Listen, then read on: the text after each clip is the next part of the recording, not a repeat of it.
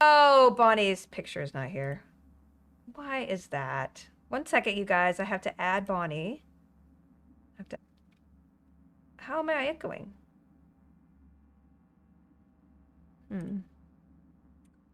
Why does this always have technical difficulties, you guys? Not really. Not really.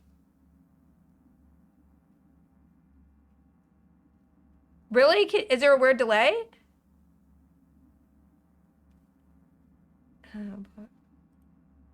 Wait. You can mute me on the... I don't understand why we don't have your picture, though. On Twitch. On Twitch. On Twitch. There's no reason why this should be properties. I see you here.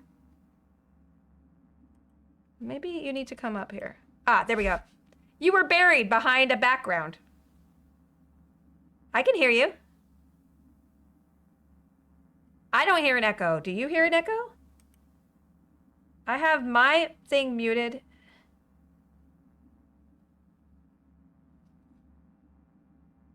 Oh, that's terrible.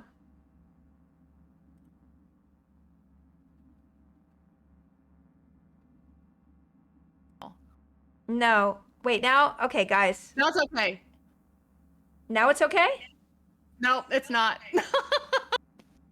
We can't hear your guest. We can hear Bonnie. There, got it. But Bonnie hears me on delay for some reason, you guys. Well, no, I hear you twice. I hear you once live, and then it repeats it. Oh, you might have... Do you have our book club open on Twitch? Like you have like twitch.tv/Felicia Day open? Yeah, should I close it? Yes. That'll fix it. No, okay, how's that? No. Don't. No. Turn your camera back on. Oh. Hold on. Boop. Oh, yes, allow. How's that? Nope. Did you leave the Twitch stream together thing? Yeah, you told me to leave Twitch. No, I thought you had maybe the twitch.tv/Felicia Day my channel up, and that's why you were getting a delay. But rejoin rejoin that one. All right, hold on. Rejoin the guest star. I can, but it says you're still here, so sorry guys. I'm on the Discord. Discord is fine. We got all the audio. It's recording in Discord. We just need you your picture back. It was totally good, except I don't know why. You could just mute me on the Twitch, but I muted myself, so you shouldn't even be hearing me. I think you have to re-invite me on your Twitch channel, though, right? Because I closed out. I mean, I don't think so, but I can. Okay, well. Let's see. Oh, God, it's going to show me another ad. Hold on. No, wait, you shouldn't be looking at that. You shouldn't be looking at that. You should only be joining in the guest star slot. That's the problem. If you're watching on the twitch.tv/Felicia Day, then that's going to give you a delay. You don't want that open. You just want to join the thing that I told you to join. On Twitch, I'm supposed to join some area. Yeah, you already did it. You had your camera on here. Do you see the notifications?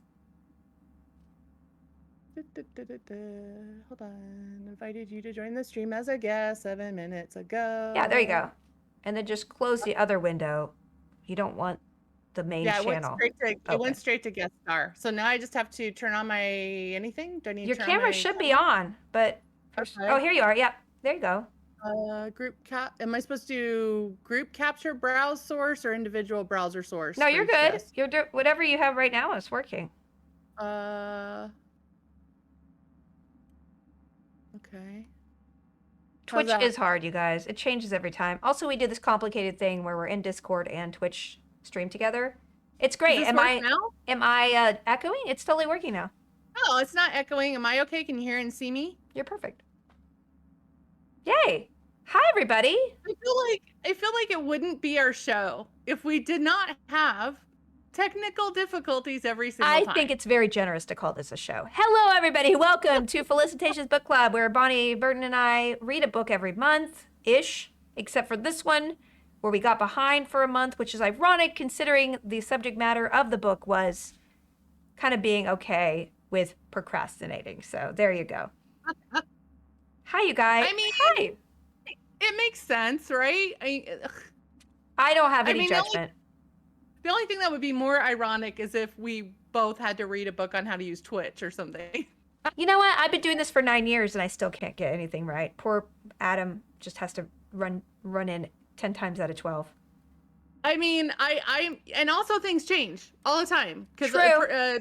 Case in point, I listen to YouTube when I'm trying to like work, like actual do work, like writing work, and I'll have my music playlist on, and I'm too cheap to get the ad-free YouTube, so I just have it with ads, but which is fine. I just hit, skip every time it's trying to sell me like a bandsaw or Viagra or something. And then now though, it's pausing in the middle of songs for no apparent reason. Every 3 videos, I'm like, oh, this is you trying to get me to pay for something. Do you have Hulu? Do you pay for Hulu? I do pay for Hulu. If you get Spotify, you can get Hulu for $2 extra a month. So that might be the best thing to do. Yeah, I think I'm just gonna have to bite the bullet and get Spotify. I'm still a Pandora girl too, but those have ads, and I don't want to. I'm just cheap. I know you have to pay for you have to pay for something. I had to cancel so many things, and then I just realized all the streaming services that almost ad free are no longer ad free. I know the whole Amazon thing. I'm just like, what are we doing now, you guys? We're paying for cable again. Yeah, we are. We're basically, it's the long con. It's the long con. We all fell for it, and now we're paying more than if we just had regular cable like my parents. It's true. So now they're laughing at me. So no, they're like, it's like the same thing with my mom, who she's like, I'm never gonna not buy physical DVDs, and I'm like, oh, you were right, because now we can't. We don't actually own any of these things. We can't access them. It's very funny. I just, I don't know what your experience was over the holidays, but I went home for the holidays, which means I'm Geek Squad. Oh. So I set my parents up. They've had Amazon Prime for years and didn't know they had it. So I had to teach them Amazon Prime Video on their smart TV.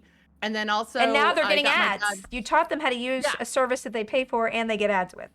Well, they were using Freeverse and Tubi, and they were okay with ads. But then I was like, but you don't have to have them. You already have Amazon Prime. And then I got them BritBox because my dad likes British mysteries.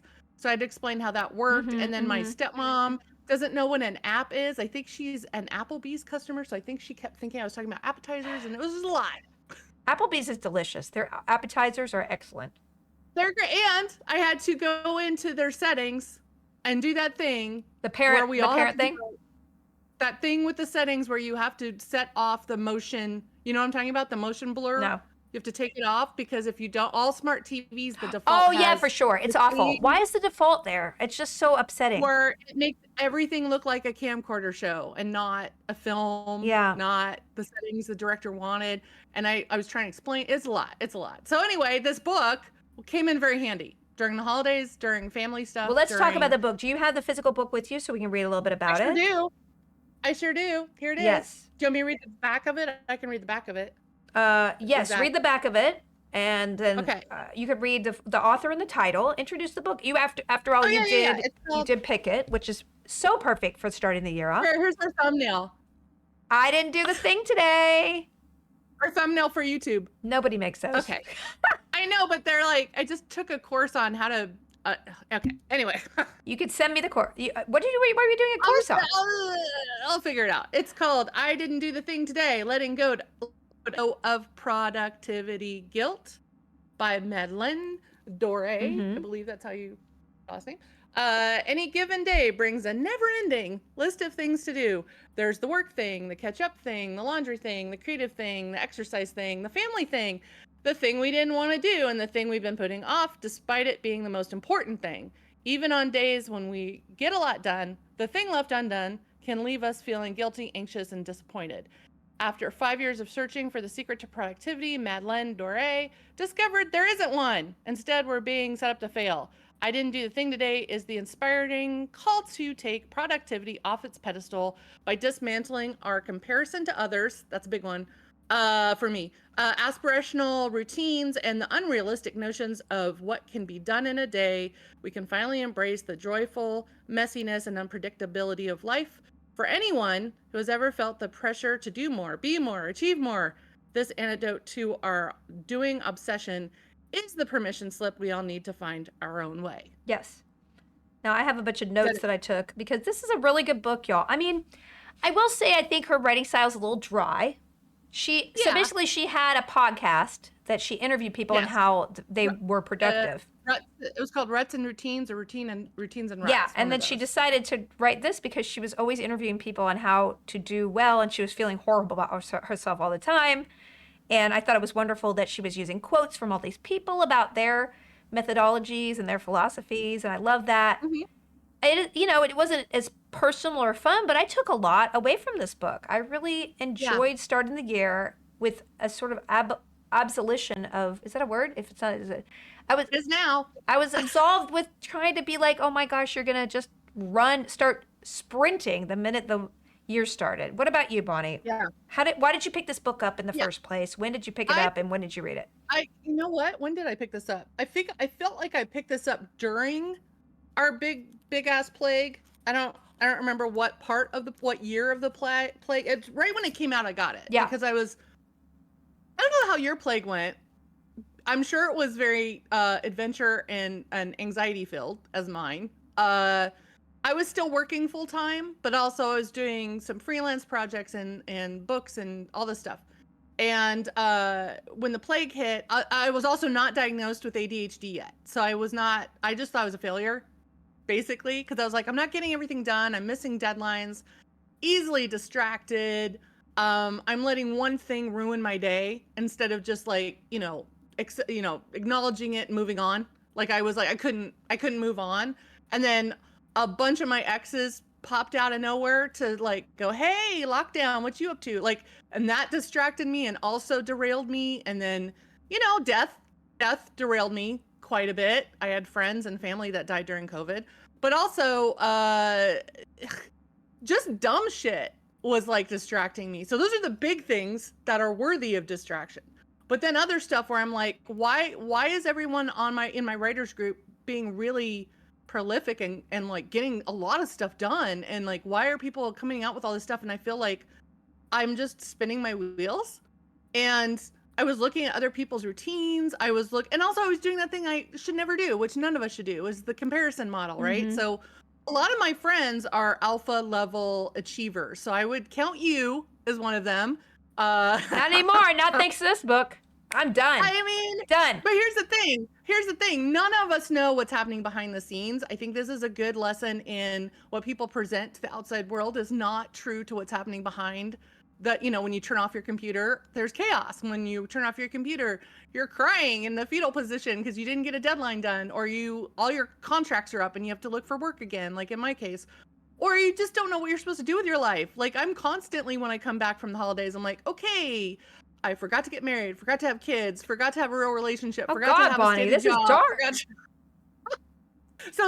So this book helps because this book kind of like slaps. It's like I recommend getting the physical book because you can also hit your head with it to snap you out of the dumb thoughts you've got going on before you read this book. Because this book is also a really good primer in internet addiction, dopamine addiction, letting things constantly distract you. And it's a really good book that reminds you we were not built for this. Our brains were not built to always be in contact with the outside, with the world digitally at all times. Like, we were not built to act like this. Mm-hmm. And I think one of the quotes in there I really loved was one from Jane Austen when she's talking about the new technology. Was that the railroad and newspapers coming out twice a day or something? Her mind would be blown for the 24-hour news cycle. But I love that even in the old timey times, people were panicking because they were being distracted. Yeah. Now it's like, holy crap. I was thinking about this the other day, how much stuff I got done. So when I went home, I went through all my kids' stuff because my parents are like, we don't want to store this.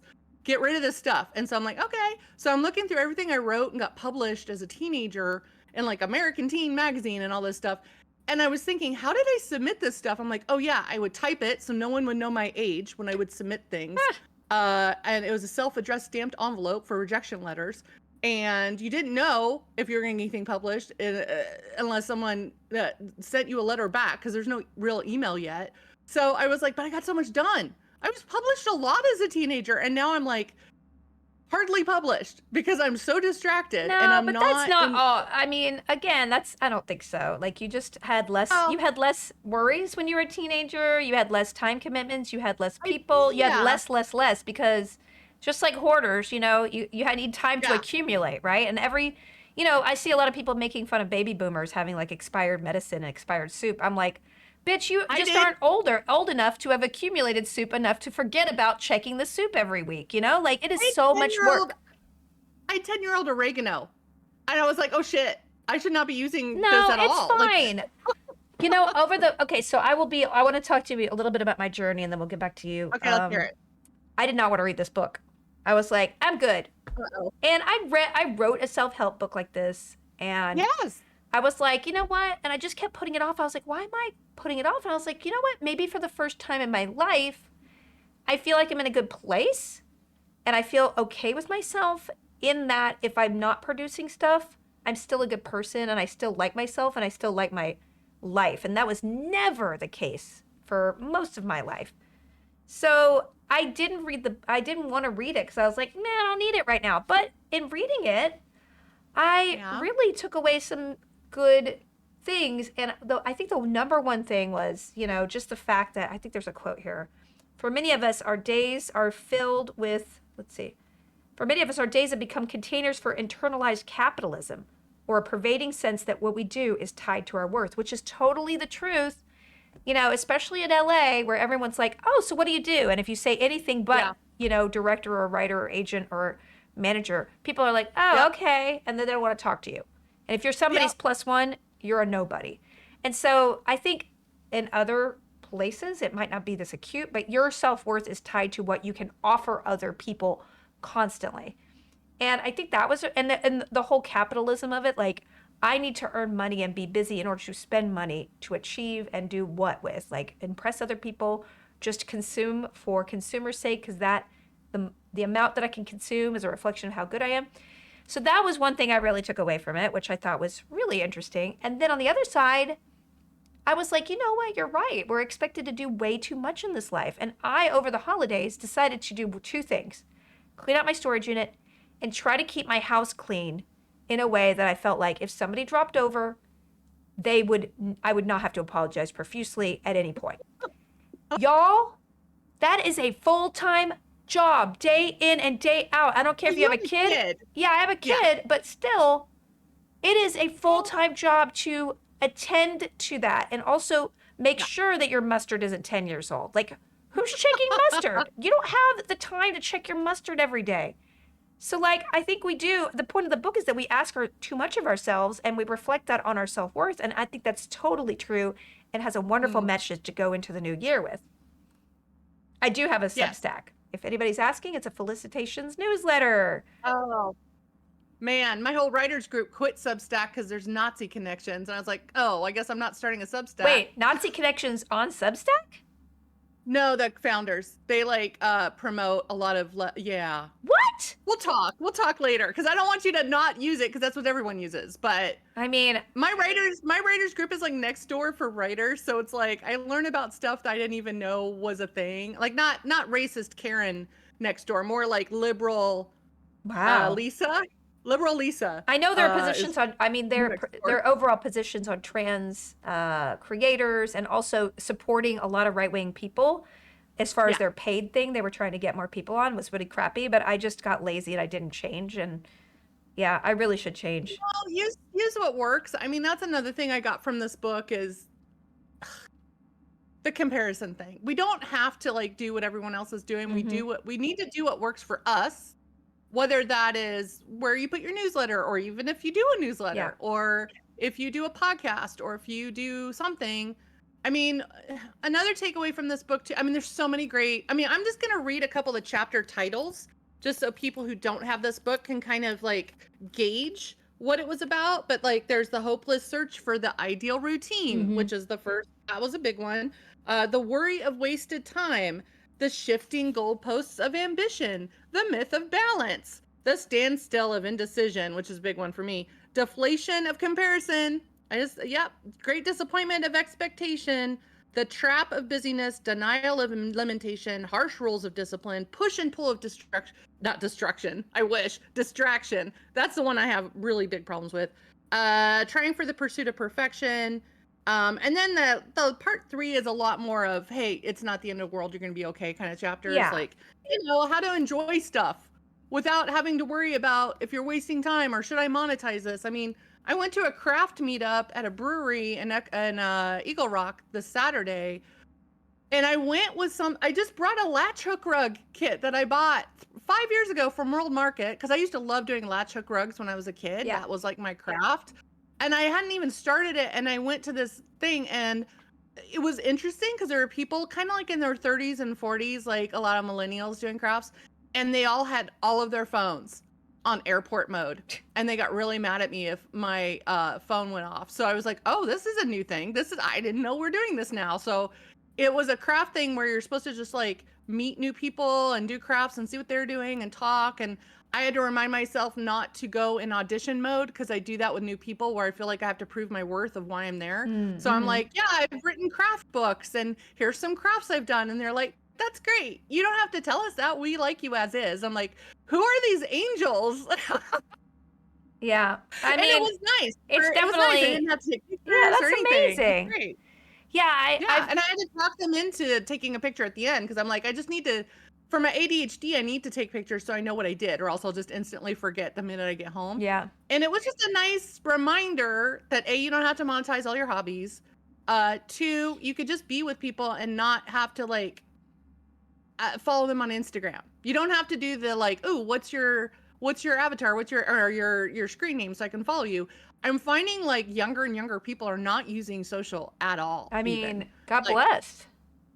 So it's a good book. It's a good book to like kind of get you out of your rut, but also remind you to be nicer to yourself, which I think that's something we could all use more reminders of that. There was another quote that I really liked about, I imagine what it would be like to come back to this world just a day after having been dead. I imagine how sentimental I'd feel about very little things I found stupid or hateful or mundane, like a light switch. I haven't seen a light switch. And, I'm struggling with that. And my grandmother is very sick. She's in hospice. And of course, I'm just like, oh, I'm thinking about her all the time and it's very affecting me. But I'm also thinking about, my own, like, what am I going to savor? What am I going to have in my life, at my end of my life, if I, knock on wood, live as long as she has? And like, it's not the amount of money I have, it's the time that I spent investing in other people and those relationships, and ideally them showing up at my end. That's really, I mean, we're all just killing time, y'all. All right. Yes, some of us might leave a legacy, but you're dead. It doesn't matter, right? Einstein's not like, thank God I gave the world that. He's like, I'm dead. I'm not happy. I mean, maybe he is. I don't know. But I think less is more overall, because you do less and you do it better and you're more fulfilled, versus like always feeling like you're not doing enough. And you're always skimming the surface of everything, like reading too fast and doing a task too fast and just kind of like trying to get through stuff, when in fact those are the minutes of your life. So do less, do less better. That's literally what I'm trying to do. And I'm just trying to say no to things. I'm like even thinking about like, don't do, should I do this podcast anymore? Should I do this? Like, are these all worth my time that I have very little time? But unless you are very goal oriented, like if you're like, oh, well, this is what I really want to do with my time, then you kind of drift.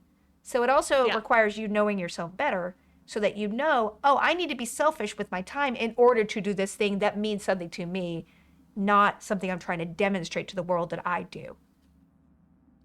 I hope this isn't you telling me, this isn't your way of telling me we're canceling the book club, is it? Bonnie, I brought you here today. Wait, sorry, it was like suspicious brain hit for a second. I'm like, wait, is she breaking up with me? I don't think I would. First of all, if I were going to do that, I wouldn't do it in front of everybody. No, I'm just like, what am I doing? Am I resenting the time? I love this book club because it makes me read a book that I wouldn't normally read. Me too. And it's, me too. It's one book, 1 hour. It's not that big a commitment. And I enjoy hanging out and sharing literature with people. But I said no to several things that were quite tempting the last couple of days. And I felt very powerful. Like I was like, yeah, I don't want to do that. and I didn't even have a good excuse necessarily, but I was just like, my time is mine, especially at the beginning of the year. You have lots of hustling people who are like, hey, friend, you want to do this? Yeah. Hey, friend, I need you to do this. And a couple of them, yes, I will do, like a panel here or like writing a small thing here. But, it's a flood of people trying to get their own thing going on. And I am a vehicle to their own thing. And I'm like, am I getting anything out of this?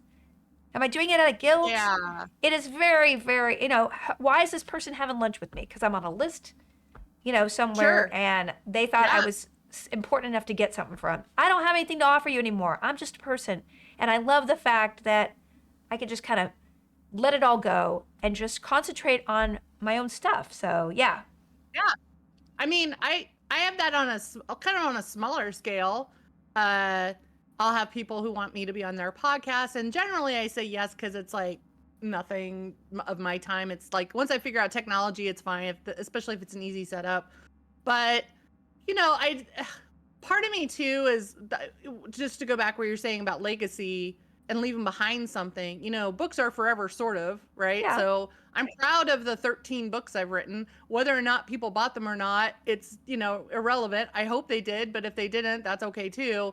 But I'm kind of shifting my focus on what I want to do with my time now. And now that I'm much older and hopefully calmer, hopefully a little less frantic, I do want to help others with their career, but others that I kind of cherry pick. Like, I'm not helping everybody. Yeah. I'm more than happy to answer questions on social media and stuff. But I'm not going to be like, oh yeah, you want to meet Seth Green? Here you go. Like, I'm not going to do that, but it's more like, oh, you've never written a book before.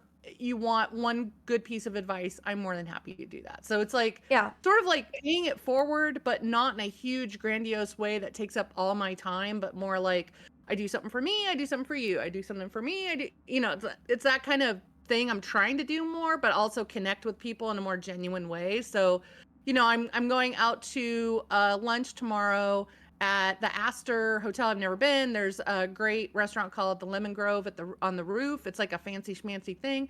And I'm meeting one of Amber Benson's friends who said she's a beginning screenwriter and she thought we would hit it off as just, friends. I'm like, yeah, I'll go. And I'm literally, getting in an Uber from North Hollywood, going all the way down there. We could have done this, we could have FaceTimed, but I'm trying to physically put myself in places instead of just doing stuff from home. Yeah. Because I feel like then it's more of an experience. It's more of there's lots of other things to observe. And I've never been to this place, and I've lived in LA since 2018 and I haven't been to a lot of places yet. So I'm trying to do more stuff. There's so much here. I did the same thing. My brother visited over the holidays, and my partner and my daughter have very limited palates. They're not adventurous eaters, right? So I collect, restaurants that are interesting and experiences that are interesting. And then when my brother's here, I try to take him to 4 or 5 of them. And we went so many different places in LA that I never would go because they're inconvenient to where I live. But you're like, I've lived here for 20 years and I just saw a whole new area of LA that I've never seen before. Or I haven't been here for 10 years. It's totally different. I think that's kind of beautiful. We live in one of the biggest cities in the world. So it's like, yeah, we'll never see every road. But going back to your legacy thing, I'm always reminded of this conversation I heard that Conan O'Brien had with Jay Leno, where Conan's like, I think, my show just got canceled. I think people are forgetting about me. And Jay Leno's like, what are you talking about? They're gonna forget about you. Nothing you do lasts. I don't care who you are, Yeah. And the Smothers Brother guy died a couple weeks ago. And nobody cared now because we don't really remember his work. I think I remember seeing some stuff on Nick at Night. But when they were 30 and 40, boy, were they the shit. They were walking around like, Leonardo DiCaprio. And so they had their time. But listen, you're going to live at least a third of your life not relevant to anybody else. And that's okay. You just need to make sure that you're spending time with the people who will always think you're relevant. And that was really, as someone and anybody who has an online profile that sort of sucks you in the idea that you need to be demonstrative and relevant to people who you don't have a relationship with in real life and a long-term one, it's okay to be selfish with your time and your art and everything because this is all we got, y'all. Yeah. I mean, and also we live in a city where fame is conflated, right? Yeah. So we live in a city where, LA, it's all about who what are your follower count, how many people know you, are you an influencer, blah, blah, blah, blah. And when you leave that bubble and go to the Midwest for the holidays, Yeah. it's an eye-opening experience. I mean, I guess Colorado's not technically Midwest, but all my family are from Kansas or It's like Nebraska where people or aren't trying to Oklahoma. get somewhere that they aren't in a 100% Yeah. total way. Yeah. Yeah, and it's also me having to explain what I do for a living to a bunch of my family members who probably don't get it or don't care, or they're just glad I'm there. They don't care if I had a best-selling book or a good podcast or won an award for a documentary I was barely in. Like, they don't care about that. They're just glad I'm there. And they're glad that my dad's glad I set his Ring doorbell up finally. And he's glad that I set up their bird You did a house so now I lot can to care for people. Yeah. And you yeah, can't do that when but you're running also around just trying to produce stuff for no. everybody. And I also try to think of the people that influenced me the most in my life, and they weren't famous people. Like my third grade teacher, Mrs. Chipman, who said I was a good writer when no one had ever said that to me and set me on a path to be a writer. She's not famous. I don't even know if she's still alive. Probably But not. She's dead. that woman will always, no, she's immortal. That woman will always stay in my brain more than maybe someone famous that said something. So I think also, especially when you start off the new year, everyone's got resolutions that they want to start doing. A lot of it's like maybe health orientated or, appearance orientated or skill level. And I have to stop myself and go, okay, what do I actually want to accomplish? But also, what do I want to enjoy? So I'm trying to like Yes. do a balance of, I think I mentioned this before, but a balance of like consuming and creating, right? Mm-hmm. You don't want one to be more than the other, but when you're consuming stuff, it should be something you enjoy doing, not just numbing your brain to anxiety, but sometimes you need to do that too, and that's okay. I So think that's a really good point, Like for me, it's like I could be working 10 times as hard to produce stuff and maybe get my career there and have a higher profile and make more money, but at what sacrifice of my time and I think that's maybe a function of age, being realistic with your time and being like, okay, this is the pace with which I could work and also maintain a healthy balance for my family and my own health and mental health, physical and yeah, mental health.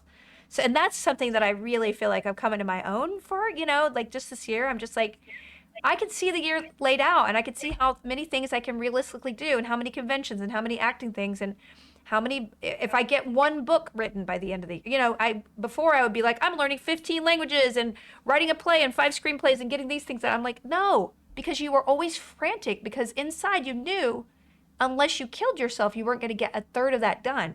And now I could be like, guess what? If you show up every day and do an hour of writing, you're going to get this done by March, which means you might be able to do one other project this year, and that's okay. Yeah. And also, you're a mom, and that's a huge job and that's a huge responsibility. And she's very messy. My mom worked, my mom was a working mom. So I was a latchkey kid and I didn't have, all parents are different, but like I respect my mom for working because she had to. Yeah, you have. But most parents have to. I mean, you have to have two people working. Both my parents worked, but at the same time, I don't know what my childhood would have been like if she was there all the time. Maybe it would have been worse. I don't know. But I do know my friends who have kids, especially working in the entertainment industry, a lot of them do grapple with, okay, how many conventions can I bring my child to? Do I want to bring my child to? Can I go to a series in Toronto and take her out of school? Like, these are the things you have to think about. Like, I totally hear you. And like, I read I'm in like a group online, like a parent group, and there was a thread the other day about what are your most fond memories of childhood? And I was really interested to see that they weren't like big things. They weren't like, let's see the Eiffel Tower or like that roller coaster. They were like crafting with my mom or laying in bed and reading with my dad or playing with the dog or picking an apple. And it's just like all this very dorky, but very profound things and they're very concentrated. Like they're things that took time and you could absorb the world through. And it felt like that was really the theme about relationships and sort of processes that impacted kids. And they weren't, I hope it's hell of a not going to be like I played iPad all day or, it could be playing Mario, but it could be, but I think it's definitely playing Mario with your friend or with your mom or dad. It's not going to be outside a relationship. You're not going to remember beating Mario in general. I don't know, maybe other people would, but for me, and especially that list of people, it wasn't people's accomplishments or dazzling, like life-changing memories where they went somewhere, they did something extraordinary. It was the mundane stuff that really made people um, more settled and remember. And I mean, and also, I mean, I kind of went through. I went home for a little longer than usual because my dad had throat cancer and he had his larynx taken out last year. That's why I couldn't be there. I'm sorry, and I couldn't be in for Colorado Christmas the year before that. So this was my first time kind of hanging out with him for Christmas. I was home for the holidays in July for a family reunion, but this was more intimate with just our immediate family.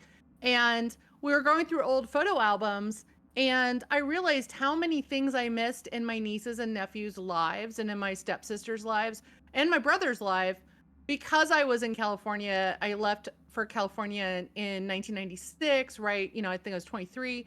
And I would come home periodically, but less and less, especially when I worked at Lucasfilm, because I was there for 10 years and it was a busy studio. But also, I could have made that choice to go back more and be in my nephews and nieces' lives more. And I felt so much guilt because of that. And a lot of them were like, no, it's fine. We had good lives. Like, it was fun when you would visit, but we weren't like cursing you because you weren't coming home all the time. But, that time's gone. That time's gone. They're all in college now. Yeah. So you got to I be missed, present. You got to be present to make an impact. Like, period. Yeah, Be but present. also don't think I'll just do it next year because sometimes those people aren't there. So it's like you kind of, I mean, I don't want to be grim. No, but listen, my grandma's dying. I'm there. I'm there for you. Like, did I call her enough? Did I visit her enough? No. And I imagine myself being like really old and who's taking care of me? And does anybody care? Does anybody call on a regular basis? Like, yeah. and how do you, and I was the weird, yeah. I was the weird kid too who loved my great aunts. One of them was a writer, one of them was a painter, which was like, I was like, oh my God, there's creative people in our family. They're not all just, cowboys and teachers. They're not that teachers aren't creative, but they're doing something other than the usual expected careers. Yeah. And I would write them letters every month. I was a nerdy kid. I loved doing handwriting letters. I was practicing calligraphy. And I know that was impressive to them because none of the other grandkids were doing that other than thank you notes for Christmas, right? So for me, that was like how I would connect. But since the internet, when's the last time you wrote like a letter, like an actual letter, never. not a card, no, but a letter to someone? And I was thinking about that the other day. And so that's now my new goal is to like twice a year send out a letter to people that I miss talking to, who aren't in my friend group that I can see whenever. Victor, I'll be. Somebody in the chat just said, "We'll call you, Felicia, if you're still streaming." I'm going to stream until I'm dead. That is the one thing that I really enjoy. I enjoy doing this. You're dead, but when you're dead, you're still going to be streaming because you're going to have an AI likeness, probably. It's really funny. I'm like, I don't think I'm like famous enough to have sold my likeness, but if it makes my kids some money after I'm dead, that'll do better than her. That's fine. Yeah, and also you could put that on your gravestone. I was watching a gravestone thing that was on TikTok that someone had one of those QWERTY code. What do you call those QWERTY codes? Yeah. The box with the, QR code. Yeah. QR code, and it was on same code was on two headstones right next to each other, and it was this old couple that died within a few days of each other, but it's of them dancing because they took ballroom dance classes at the old folks home, and it's them doing their thing that they love doing. I think it was like a swing dance or something. But when you put your phone over it, you saw this video of them swing dancing and having a good time. I'm like, that is the coolest. I mean, who knows, cool. How long that technology will last? Because I mean, yeah, QR codes could disappear. Well, I know that my dad linked me an urn that you could put that if you walk by it, you can program it to have your voice say, "Hey, what's up? Hey, just want to talk to you." I would prank horrible. So many. Oh, I would be pranking like crazy. But anyway, this book is one of these books too that, every year, I think this about me. I think we've proven this on this channel. I read a lot of self-help books. I used to do that too. I'm just like, I don't care anymore. Yeah, I mean, I have like, I'm like halfway or a third of the way and like a handful of ADHD books, which is funny because a lot of them are about how to how to finish stuff. Uh-oh. I'm clearly not finishing those books. Bonnie. But like, I mean, they're right there. You can see them. They're right there. But this book is something that I want to read every year, like every January. I think it's a good book to reread because it's reminding you that it's okay to not have your dance card filled, by the way, I had to explain what that was the other day, and that was interesting because it's like the precursor to sex work. And I'm like, oh, wait, maybe I shouldn't be using that term anymore. Oh, is it? Yeah, because remember that, well, not remember. I mean, I wasn't there either, but it was during an era where you pay like a nickel to dance with the girls, like that Pat Benatar Oh, I thought video. that girls had like a dance card that was from like the 19th century or 18th century where that you fill out your dances. I feel like that was like a cotillion thing, maybe. I don't know. I'm not. I think you're correct. I think it I can don't mean know. lots of things, I don't know. but it's supposed. What it's supposed to imply, and what I'm trying to imply, is that you don't have to have every hour of your day figured out. You don't have to be constantly achieving. You can just sit and be. You can just be okay with not being the most successful, the most energetic, the most productive person on the planet, because it's just, we're all faking it. A lot of us who look productive are not. We just seem it. We want people to think we are. And a lot of us are just kind of like, just trying to get our brain to work with us day to day on a regular basis where it's not being distracted by every tiny little thing. But it's also okay if you have a bunch of half crafts done or a bunch of half books read, or you haven't finished that TV show that you were going to go back to and you totally forgot about it. Like, that's just being human. And I think that's a good reminder that we all do that. It's not, again, you shouldn't feel guilty about not spending your time on something if you don't want to spend your time on it. Exactly. And you can quit a book or a movie. I do it all the time. I do it all the time. You can leave a movie theater if you don't like the movie. And I was thinking about that. I did it. We did it on Wish. We left Wish in the middle of it. Did you really? Oh, I mean, I'll be honest with you. That movie, I don't know whose ideas that movie was. It was so strange, and the writing was so strange. And then my kid just hated it. I was like, let's go. She's like, I want to go. Life's short. You don't have to stay. I mean, I think the Midwest politeness that was beaten into me is like, you stay for everything, even if it's your own like demise, because it's rude to leave halfway through. But I'm like, no. Yeah, but life, the older you get, the more you realize you have very limited time left. So maybe you don't have to sit through that thing. And also, psychologically, it does feel like time goes faster when you're older, but it's because you're not challenging yourself. You're not learning new things. You're not adding new neural connections. So as long as you keep learning, you're going to be able to slow down time as sort of a superpower. So I want to challenge myself to kind of maybe push the envelope. I mean, like, honestly, sometimes I'm like, listen, Felicia, you were so half-assed in everything. You half learned Photoshop for about 20 years now. We all have. I know, but if you just spent 2 weeks, you could learn enough to be like, okay, I got the ropes, rather than like every single time it's reinventing the wheel.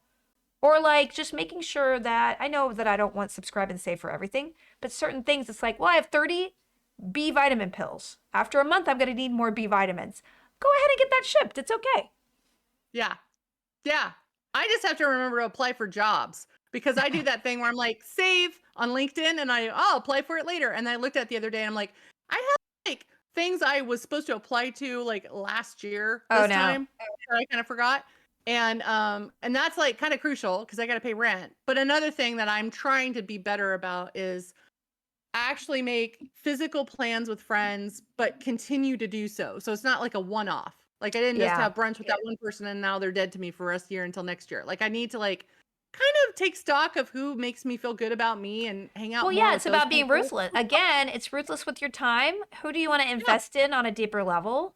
And it's hard. You have to make some really hard decisions about what you do. And most of it is unconscious, but it's not our fault. We're not meant to know thousands of people. We're not meant to be able to do all these things. We are not meant to be great parents, great career, great social life. I think there was another quote here I wanted. It was like, you have 4 burners, right? You have career, you have family, you have friends, and you have health. And 2 of those, you can do 2 of those at once, maximum. Well, Yeah. And you have to turn the other burners off to get those other ones really going. And I was like, wow, that's really profound, because you're right. When we expect ourselves to be good at all these things and be able to balance our time and then enjoy any moment of it, it's just not possible.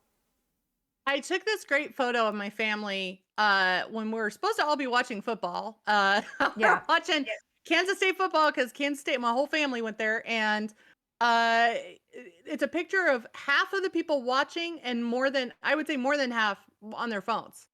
Yeah, I And know. it's a funny moment. It's like a snapshot in time, and there's no commercial. They're not doing this during halftime. This is during the thing. But then some of them are live chatting with friends about the game on the thing, or they're Mhm. on TikTok or whatever of the same game. And it was just an interesting snapshot of like, okay, this is interactions now. And also it depends on your generation. Like my parents' generation are fed up with everyone on their phones. I'm Yeah. okay with being on the phone, but when I'm at dinner or I'm at a special occasion where I need to be focusing on one-to-one with someone, Mhm. I put my phone in airplane mode and I actually put it on the table, hit airplane mode. Yeah, And but this was even actually having it on the something you table, mentioned. somebody the other day was like, "Okay, does this make you feel like somebody is paying attention to you?" Now, is it on What? the table? Are you 100% with the person? No, your phone is still there, even if it can't do No, it. no, no. I show them. I show them it's No, going no, I into know, but you airplane got to mode. put it away because I swear to God, even when I do that, and I do the same thing, Really? it on the why is it still present there? Why is it not in your Okay. purse? I'm I'll just either put it in advocating for that. my I'm trying to be a No, better no, no. person. I'm with you. I'll either put it in my back pocket or I'll put it in my messenger bag. So it's gone. So like when Yeah. I'm at coffee with someone or at dinner, like I went to dinner with my co-host of Night Shift, which is a horror film podcast I do with Renee Ruin and Jenna Hayes. So Jenna, who Mhm. lives in LA, she's a retired adult film star. She's getting her master's in psychology. She's very cool and we have a lot in common. We both speak ADHD fluently. She's just a very cool person.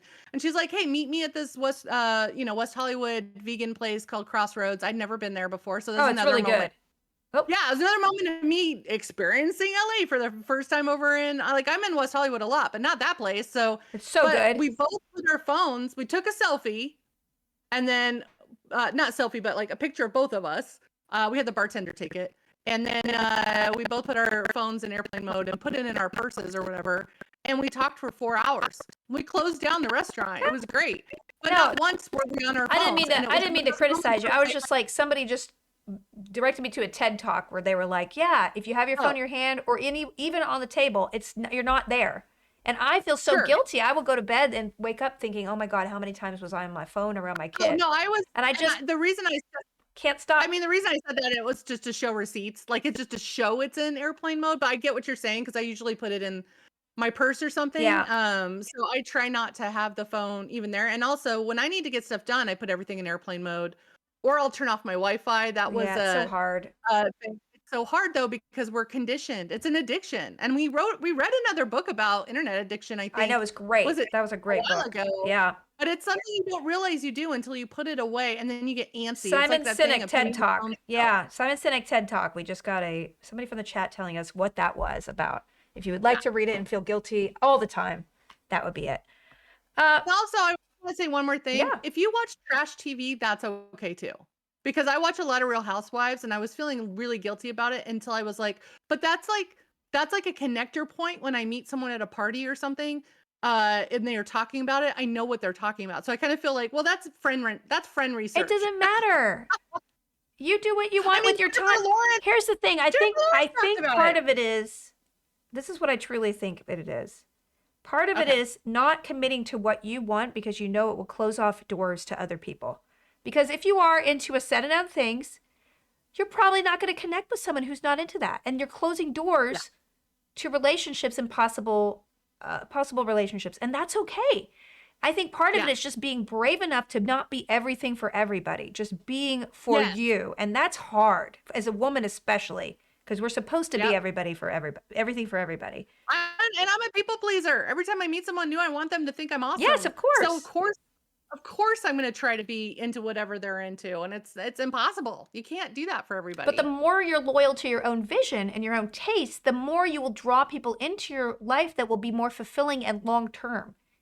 And Yes. that's what I truly believe. So in spreading yourself so thin, you're neglecting all the people who are supposed to be in your life and the subjects that are supposed to be present with you and the things you're supposed to be watching because you're too busy trying to chase every single scent trail. But really, you should be concentrating on the ones that you want to follow. Yes.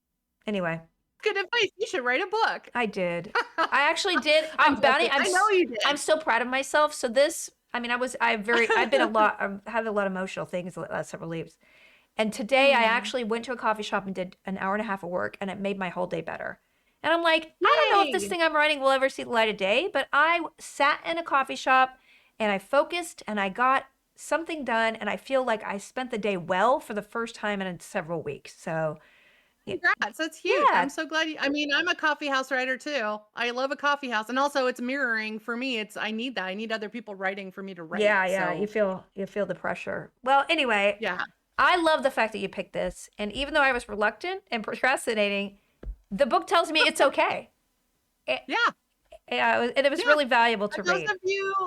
Those of you who are starting the book, you don't have to read it all in one sitting. That's what I like about the book. It's cut in chapters. So it's like bite sized. So you can, read a chapter that may be of interest to you too, and then put it down and then pick it up later when you have more time to explore it more. Here, the last sentence is really beautiful. After all, the most meaningful lives I've learned are often not extraordinary, the perfect, or the problem-free ones. They're the ordinary ones lived with creativity, curiosity, kindness, and joy.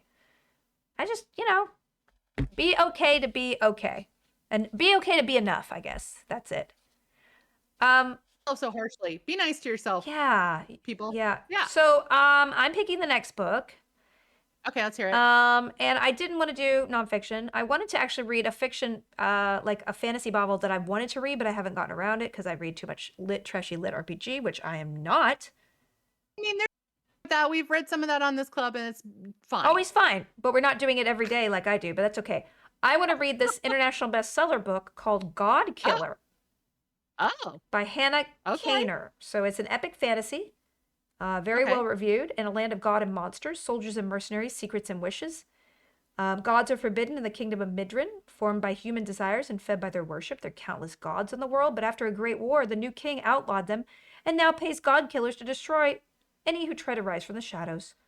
As a child, Kissin saw her family murdered by a fire god, and now she makes a living killing them and enjoys it. But all this changes when Kissin is tasked with helping a young noble girl with a god problem. The child's soul is bonded to a tiny god of white lies, and Kissin can't kill it without ending the girl's life too. So it sounds really good, and it was a bestseller. I guess it was last year. And excited? Yeah, it looks really good. So I'm excited. I want to read it. Just go to the Discord group if you would like to join in. We will be reading it. Discussing it early, I guess February now. Oh my gosh, can you believe that? And it's a leap year this year. Is it? What does that mean exactly? Just rent's due sooner, or does it? No, we just get an extra day. We get February 29th. We get a 29, right? Well, they owe us for all this daylight savings. I know. I feel like we should have a free year just from surviving. Yeah, let me look. See, the 29th of February is on a Thursday this year. I love it because it's like we're living time that doesn't actually exist. No, I love it. It's like I guess living on borrowed time, literally. I don't know though. We don't have to give it back, do we? No, we don't. We don't. We could just do whatever we want. Actually, we can do whatever we want on that day, and it doesn't matter. So I will be eating copious donuts. Okay, cool. I will be probably watching the Salt Lake Housewives reunion. Here's the thing. I now view everything as researched. Yeah, so, of course. Because I am in the middle of I'm writing a Real Housewives-esque book that takes place in the Lovecraft world. That sounds amazing. It's like real Cthulhu wives. Yeah. It's like that kind of thing. Okay. So I feel like it's research. I feel like it's good research. It is. If you say it is, Bonnie, it is. I have to say that to myself, so I don't. Like I said, I have to be nicer to myself in my tastes because we all can't be, scholars. And you got to write what you got to write, man. You got to work on what you want to work on. Sometimes you got to eat Cheetos and watch Real Housewives and be okay with it. I'm okay with you doing that. I'll read Lit RPG, and I love the stats. I know it's stupid, and most people wouldn't want to read them, but I love it. It's like, oh, he leveled up his dexterity. I just watched, and I just learned a dance routine, like a TikToker, like an aging TikToker from a League of Legends K-pop KDA band video that I really love. And I'm like, okay, wow. I'm not going to show it. It's not going to be on TikTok, but that's how I get my exercise now is I do these like dances that are for actual video game characters from League of Legends dancing and singing to K-pop. I love it. My Maeve Pandora dance. Bonnie, never be not you, please. Never be not you. Thank you. And also, I just want to say something else. I really appreciate this group. I'm trying more and more to get in our Discord group and talk more books. I'm online. I'm always Bonnie, online. don't say that. On social. Bonnie, you've said that so many times over the years. Don't do it. Don't promise to be where you don't need to be, Bonnie. Stop it. You just did the thing that you said we weren't going to do anymore. See, this is something I need to work on. And thank you for acknowledging that I should stop doing that. You don't need to do it. It's okay to just be this. You are enough right now, Bonnie, okay? Okay, cool. But if you want to ask questions about this book, I am online everywhere. Yeah, so you can get wherever you hang out, I probably have an account there. I have accounts on things no one uses anymore, like Hive and Post and LiveJournal. And yeah, I'm still on LiveJournal. So if you're on LiveJournal, I'm still on Tumblr. So yeah, but I hope this book helped people. It helped me a lot. I'm glad that it was of substance to you, Felicia. I really appreciated it. Even though, again, I had to make myself do it, but it was 100% worth it. And it really started my year off in a very arrogant, non-productive way, and I love it. And I don't know if there's an audiobook. I assume there is, but if that's more your jam, I'm sure audiobook. Yeah, check your library, check whatever. All right, well, we'll see you next month, you guys, and then I will be streaming again Friday 1 to 4. See you later. Bye.